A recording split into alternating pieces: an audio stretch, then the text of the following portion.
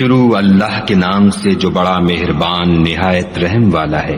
اے محمد صلی اللہ علیہ وآلہ وسلم، جب منافق لوگ تمہارے پاس آتے ہیں تو ازراہ نفاق کہتے ہیں کہ ہم اقرار کرتے ہیں کہ آپ بے شک خدا کے پیغمبر ہیں، اور خدا جانتا ہے کہ در حقیقت تم اس کے پیغمبر ہو، لیکن خدا ظاہر کیے دیتا ہے کہ منافق دل سے اعتقاد نہ رکھنے کے لحاظ سے جھوٹے ہیں۔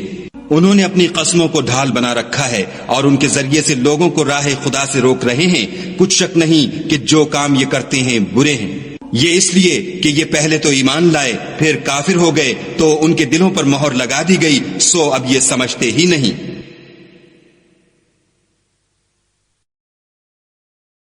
اور جب تم ان کے تناسب اعضاء کو دیکھتے ہو تو ان کے جسم تمہیں کیا ہی اچھے معلوم ہوتے ہیں، اور جب وہ گفتگو کرتے ہیں تو تم ان کی تقریر کو توجہ سے سنتے ہو، گویا لکڑیاں ہیں جو دیواروں سے لگائی گئی ہیں، بزدل ایسے کہ ہر زور کی آواز کو سمجھیں کہ ان پر بلا آئی۔ یہ تمہارے دشمن ہیں، ان سے بے خوف نہ رہنا، خدا ان کو ہلاک کرے، یہ کہاں بہہ کے پھرتے ہیں۔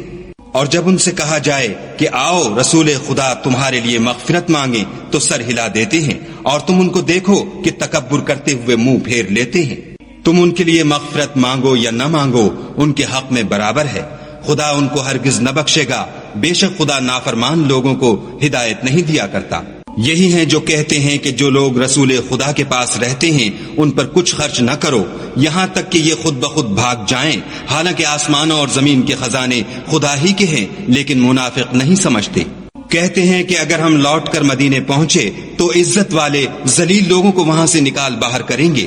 حالانکہ عزت خدا کی ہے اور اس کے رسول کی اور مومنوں کی، لیکن منافق نہیں جانتے۔